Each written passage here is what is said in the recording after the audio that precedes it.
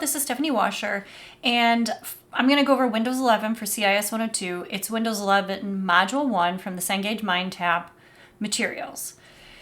The first part of it is what is Windows 11, the multiple editions of Windows 11, and then I'm going to go through how to start up and how to shut down Windows. So I'm going to go through that all there. And then the other videos I'll have navigating, working with apps, and then search button and getting help. So we'll have probably 4 videos with this. So let's get into it. What is Windows 11? Windows 11 is an operating system. I have my window up here, and you can see all of the icons that are normally part of Windows 11. So the difference between Windows 10 and Windows 11 is Windows 10, everything was on the left-hand side. Now all of our stuff on the taskbar is in the center. We can have like widgets here. I had a widget before, and I'll show you what those widgets look like. But for some reason, my internet's so slow, I just always turn off the widget so it's not running and online all the time. So Windows 11 is the newest version of the Microsoft Windows operating system.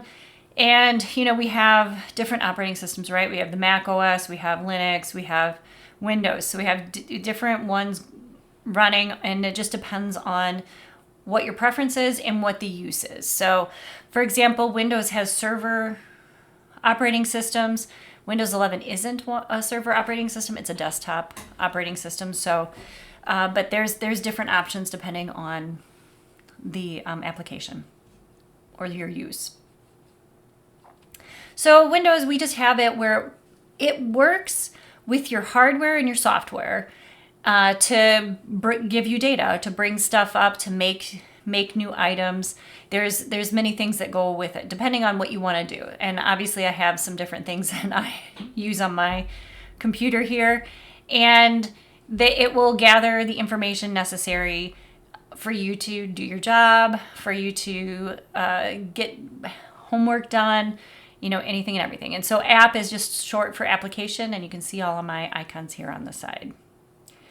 And generally, Windows is on, you've got your desktop or your laptop. This happens to be a desktop. I do have it on my laptop as well. I'm not showing my laptop because I have the beta version of Windows 11. And there's quite a few differences, but the look is the same. The only thing is that I have Copilot that I can easily get. So where this screen is, I have Copilot there that I can use all the time. Now, I'm using Google for the Cengage MindTap, but Microsoft Edge comes with Windows 11, and I always hate the news because it's never, it's never what I want it to be. So, and you can personalize it, but I should change the homepage. So on the side here is ChatGPT, all of these different items, but Copilot is right there. And so you can actually click on it. This is the Copilot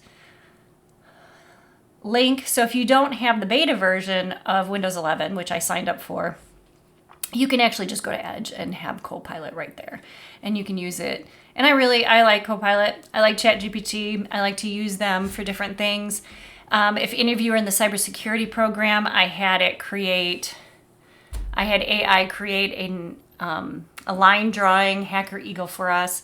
So I'm pretty, you know, it's kind of made my job a little easier. You still have to know your stuff, but I like to use AI to help as kind of an assistant in my daily life. Anyway, so now let's go back to, we've got Workstation, which is a desktop or a laptop, and it always connects, it connects to a server. So like this website, I'm connected to a server that's giving me this information. And a server is just a high-powered computer. My laptop that I bought, I have like 48 gig of memory on it. I love it. It's a fantastic laptop. The only problem is that I didn't buy the more expensive graphics card, and I probably should have. I just have the Windows Iris, or the Microsoft Iris graphics card, and it's not the greatest. But anyway, so that server will serve up the information. And my laptop, the reason I talk about that is I had a couple people that were telling me that it's more of a server because it has a lot of resources. But really, a server is just a powerful computer. Depending on your use, you're going to have a lot of memory. I think we have one in WTC 2100 that we use for our Cisco networking and our cybersecurity courses. And That one has 128 gig of memory. It has 2 Xeon processors, and I think it's got 5 terabyte of storage. So we have quite a bit in that one, and we can upgrade it. But anyway, so that server controls all of the information for that classroom. So it's going to control access to information. So in response, so with the Cengage MindTap, that server controls access to the data, for this class. And generally, when you have a group of servers that serve up information, it's called the data center. And every once in a while I talk about in Rochelle, Illinois, there's a couple of data centers that people don't realize are there. Also DeKalb County, DeKalb, Illinois, right there on 88 and Peace Road are quite a few companies that are going up, and Facebook happens to be one of them, that are putting data centers in our local area. So those servers or those data centers, those data farms are serving up information to people as they need it. So here's just an example. We got a server and multiple computers connected together, and the workstations generally have Windows 11, and the server will have whatever is needed. At Rock Valley College, we use a Windows server system, so they have probably they probably have a Linux server somewhere, but they use Windows, and they use Active Directory. So they would use like Server 2019 or like a hybrid Azure cloud. So there's different operating systems that they use for that. So in order to get to the internet, we have to have a server to go through if we want to connect. Then there's multiple editions just of Windows 11. So this is Windows 11. This is Windows 11, probably education version or Pro. I generally don't buy Home because it's just a real simple one, and it's designed just for home users. So if you go to Best Buy and you buy a laptop or a desktop, it's probably going to be Windows Home because you kind of have to look and request Windows Pro. And so I can actually...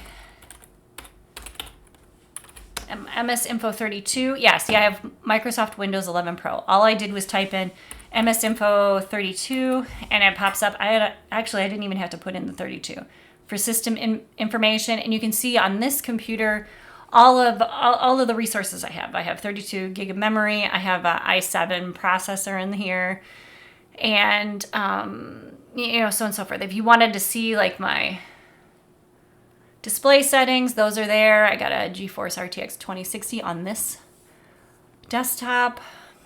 I'm kind of, if you ever have Eric Wolf or myself, we are terrible because we always are looking for the newest, best stuff. And Eric always finds the deals. And I'm a big Lenovo fan, and they were having some good sales. So let's see. So we've got Windows Home, simplified version, Windows Pro, designed for business and technical professionals, Windows 11 Enterprise. It's the same as Pro, it's just designed for large enterprise companies. So, they'll need to manage and secure everything very easily. And then Windows 11 Education is just the same thing, but it's for an educational institution. So we've got all of those different options. And then the minimum requirements for Windows 11 is a processor that is at least 1 gigahertz or better with a 64-bit architecture. And then in Chapter 3 on computer hardware, that we go over all of that. So what that means, and then random access memory or RAM, and you want at least 4 gig. The hard drive has at least 64 gig of available space, which is a lot. That's a lot of space. Especially, so like sometimes some of these computers are coming with only 128 gig of space on them. So you just want to make sure you have probably 256 if you have Windows 11, 256 gig of hard drive space. So, and then just to kind of reiterate, RAM versus hard drive space, those are two different things. So RAM is the temporary memory. And so you definitely want to look at it. So if I go here and I type in that MS Info 32, and I get into it. So here's my RAM. My total physical memory is 32 gig of memory. I don't know if it really... And then, let's see, let's scroll. Yeah, on this screen it doesn't really show you, but if I go into File Manager and I go to my hard drive, this PC, you can see that I have 475 gig of hard drive space. So like your C drive is your hard drive space. I also have a spare because I had a regular drive that I used on my old computer that I put in here. So I have 2 hard drives that I can store data on, and obviously I have probably a ton of pictures on there. So there is a difference where the hard drive space, it could be in the form of solid state drive or, a couple different drives. Those are bigger. You want the bigger space on it. So a 64 gig at least, but I always do double. If you want it to run nicely, do double. So you'd want 8 gig of memory, of RAM, and then at least 128 gig of available space. If you save to the cloud, that's not a big deal then, but a lot of people, like I'm making this video right now, and this is going to be stored on my computer for the meantime, for right now until I get it up on YouTube or some other place. And I need that space to store all of these files. So, you just want to make sure you have plenty of space and at least 64 gig of available space when you're using Windows 11. When you sign in, so like down here, I think it'll pop up. When you're using Microsoft account, you sign in to Windows 11, and then you can have it sync to everything. I used to do that all the time and have everything sync, even with my Edge, browser. It worked fine. It worked great. I had it syncing perfectly when I had a Windows 11 phone, and I just haven't taken the time to keep up with that. So you can have your desktop and everything be the same if you want. I like to remember what computer I'm on, because sometimes I accidentally save things to the hard drive, and I just want to know what computer I'm on. So I'm going to skip to section 1.4 on starting Windows. So when you start Windows, you can have multiple people signed in, and so you have a user account. So right now I'm signed in as Stephanie Washer, and you can change account settings, you can lock, you can sign out if you click on the name. So it just has all of my information. I do not have syncing set yet, so I don't sync across. And then I can change the picture, and for sure it's not syncing because I changed all my pictures everywhere else. So, and then you can just, logging information, you can sign out, you can do all sorts of different stuff here. So that would be what you sign in with.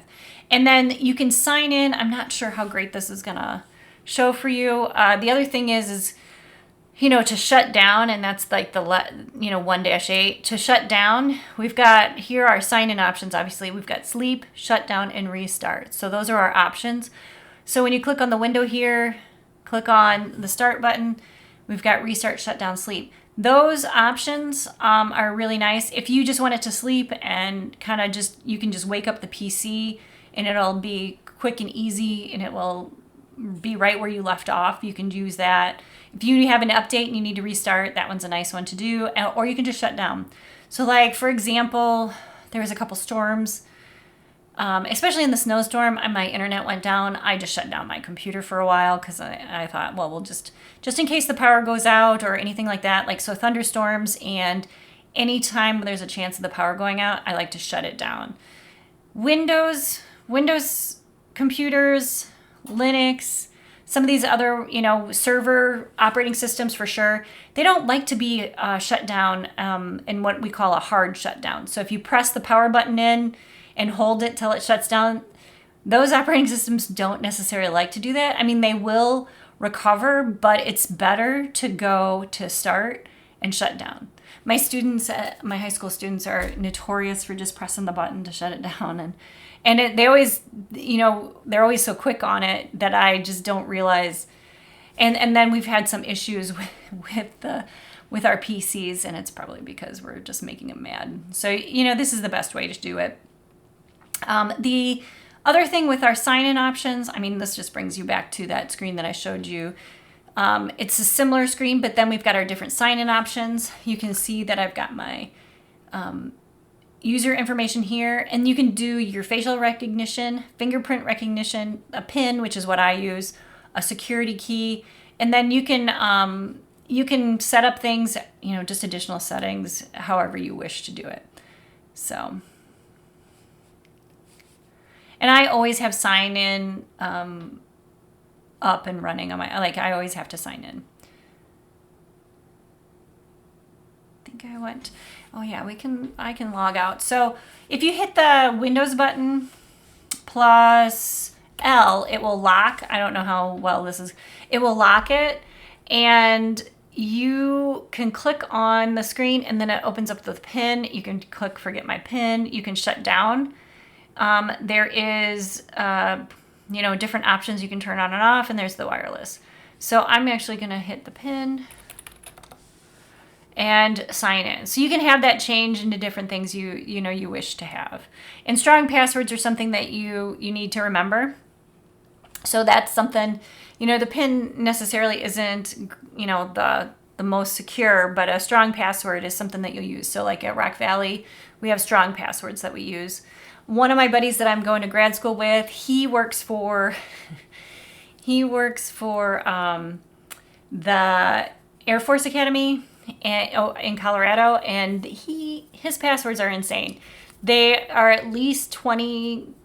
He always goes by odd numbers, so it's at least 21 characters long. He always uses a password manager. So especially with financial stuff, you want to make sure you're not using a simple password, especially one that's like pet names or easy names or words that you can guess. So you always want to use strong passwords, especially for your financial information. And you don't want to reuse any of your financial information passwords. I talked about the shutdown. We've got the sleep, shutdown, and restart. And then signing in, so the book goes through all these different sign in, and you can go through and you can see that. And I'm going to go through all of these different things at the bottom with the taskbar.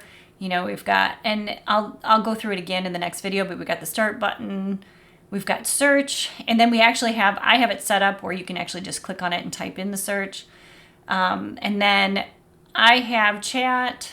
This is my different windows because I have dual monitors. So that's the view button. So I have two set up.